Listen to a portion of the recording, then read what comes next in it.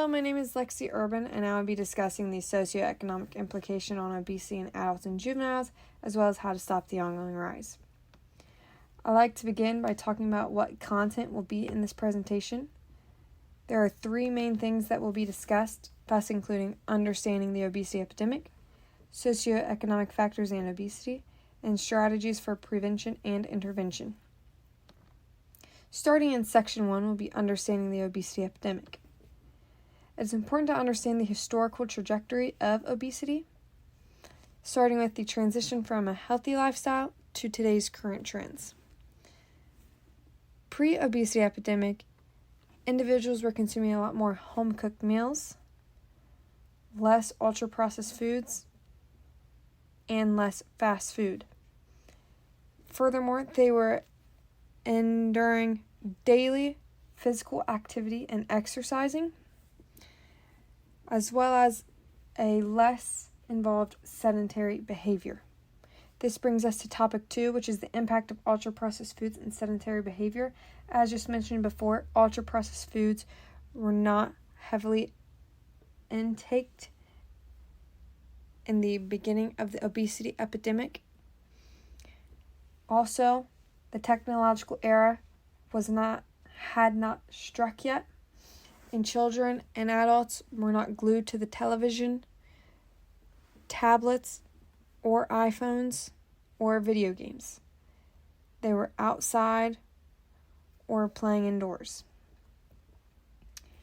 Now, the health implications of obesity is very important to discuss, as there are a lot of problems that obesity has led to, thus including sleep apnea, asthma, type 2 diabetes, heart disease, and bone and joint problems.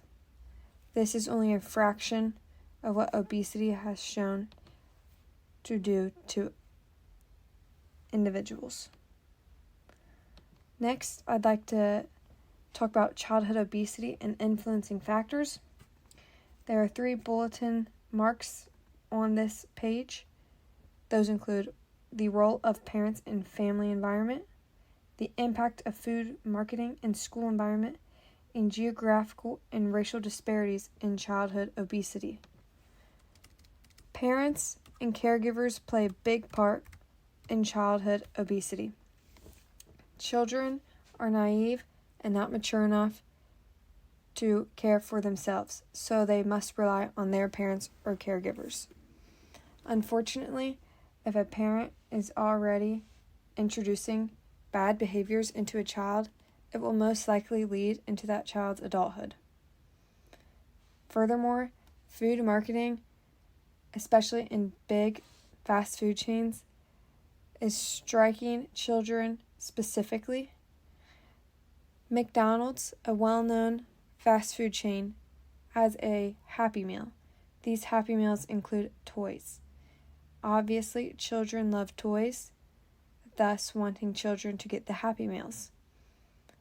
Parents who oblige will get their children these toys, and now these children are eating fast food just for the entertainment. That is why big corporations are marketing off of children. Lastly, the geographical and racial disparities. Unfortunately, some races and ethnicities are more prone to obesity. This can be seen with a higher prevalence of obesity in Black, Hispanic, and Native American populations. There's a multitude of reasons as to why this occurs. Unfortunately, certain races are at a lesser advantage in terms of obesity due to location, education, and social class. Moving on, I'd like to specifically talk about geographical and racial disparities. As I had just mentioned, some races are at a lesser advantage. On this slide, there are 3 main things to be talked about, and that is the higher prevalence in certain racial and ethnic groups, the complex interplay between race, socioeconomic status, and obesity, and implications for vulnerable populations.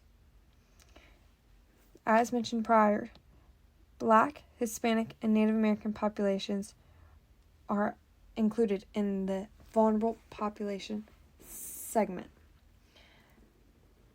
Asians and white Americans are not as affected by obesity as the other races and ethnicities are. Furthermore, the social class, which falls under socioeconomic status, plays a large deal in who is considered obese and who isn't. Unfortunately, lower class Americans have proven to have a higher percentage of obese individuals in their population rather than middle class or higher class statuses. Now, moving on, I will be discussing the urgency of preventive strategies. This will be seen through every section as the need and desire to fix this epidemic is unexplainably important. Now on this slide, there are 3 things that will be discussed. That is the need for education initiatives and programs, addressing the root causes of obesity, and implementing targeted interventions. Educational initiatives are very important. It is a necessity to teach our youth and adults what a proper plate looks like, as well as how much physical activity is mandated and important.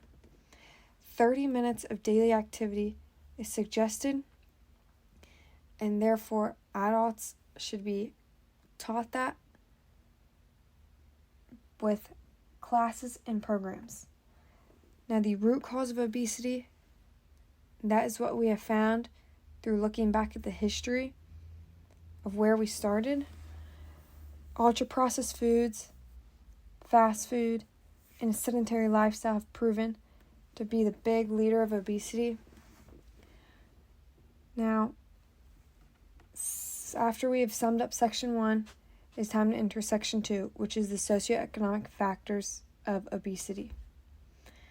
There are 3 main topics for the socioeconomic status, and that includes challenges faced by lower income households, food insecurity and limited access to healthy options, and the correlation between socioeconomic status and obesity. Challenges faced by lower income households. This can be seen through food deserts, which is incorporated in topic 2, which is food insecurity. Some people who live in lower income areas and households do not have access to healthy foods.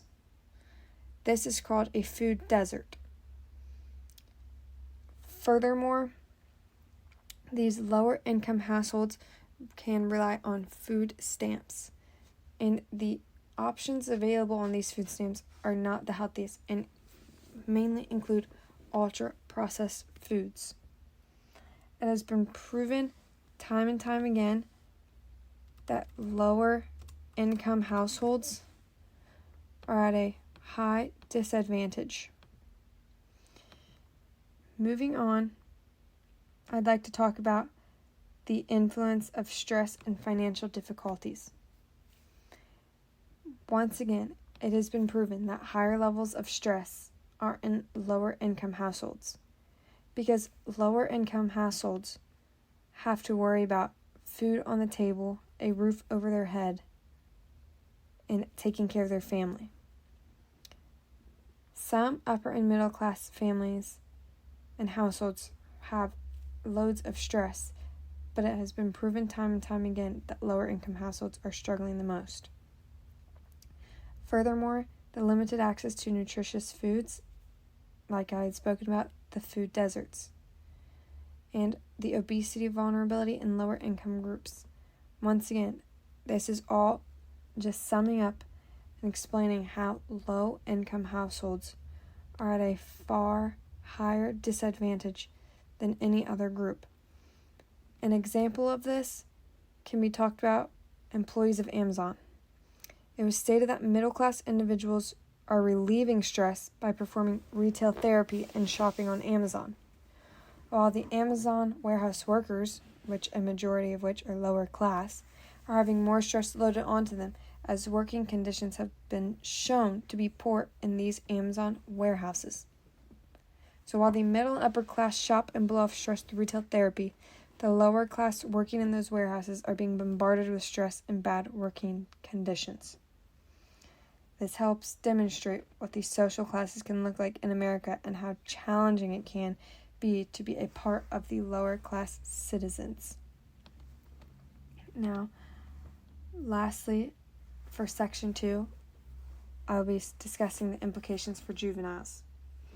It has already been stated how crucial it is for the role of parents and caregivers in community environment is on a child. Children who are grown up learning to eat bad foods and not perform daily physical activity, as stated before, are more likely to continue that behavior into adulthood. Therefore, teaching children now will help them in the future maintain a healthy lifestyle. Also, there needs to be more strategies for addressing childhood obesity. There have been a lot of programs made specifically for children. The NFL, the National Football League, created an initiative called Play 60, which encourages physical activity for children. Also, Michelle Obama, when President Obama was in office, created the Let's Move initiative, which was said to create a healthy start for children, empower parents and caregivers, provide healthy food in schools, increase physical activity, and improve access to affordable food. These are all things, programs, and strategies that have been addressed towards childhood obesity. Which leads us into Section 3, which is strategies for prevention and intervention. This section is shorter, as a lot of this has been discussed in the previous sections. But to start, we have promoting a healthy lifestyle. This includes increasing physical activity, promoting healthier diets, and educational initiatives and programs. 30 minutes of physical activity is recommended for adults. This was stated by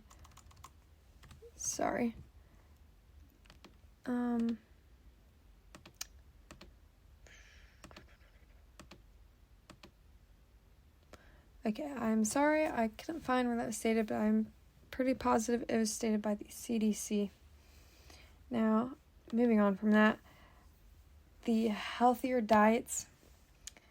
This is very important. As we've seen in the past, a lot of home-cooked meals with fresh fruits and vegetables were used for children born 30 to 40 years ago. Looking at that lifestyle is important for us to acknowledge today. The reduction of preservatives and GMOs in foods, as well as reducing ultra-processed foods, will help us to eat better. Furthermore, the idea of supersizing foods and eating double or triple the recommended serving size has gained speed in the current generation, but that has to be stopped. Also, educating is a big thing. It is super important to educate everyone on the implication obesity has. Now, moving on to the next slide, we have the multifaceted approach. This will get us to where we need to be. This includes the three main topics: involvement of education and policy measures, community-based initiatives, advocacy for preventive strategies. There are a lot of preventive measures that will help individuals who are already obese or who are on track to living an unhealthy lifestyle. These strategies can include weight management programs and advocating for healthier food options where gentrification and food deserts have stormed over heavily populated urban areas. All of this can be done through the community and through everyone speaking out. A lot of physical activity can include walking, running, hiking, biking, swimming, etc. These are all ways that we can prevent obesity from continuing on. But the most important thing is just educating children, educating adults, educating everyone that if nothing is done, this obesity epidemic will continue to rise. And as it was stated, in 2030, 33% of children aged 6 to 11 and 50% of adolescents aged 12 to 19 will be obese, as well as 50% of Americans. To conclude, there are 3 steps to preventing the obesity epidemic. The first step is acknowledging it. How have we gotten to this point, and what can we do to fix it? Step 2 is educating communities on how to prevent it. Showing all these programs created by Michelle Obama or the NFL.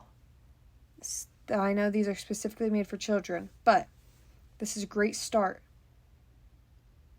to returning back to where we once were. And step 3 is overcoming the epidemic and returning back to a healthy nation. That would sum up the socioeconomic implications on obesity in adults and juveniles and how to stop the ongoing rise. Thank you.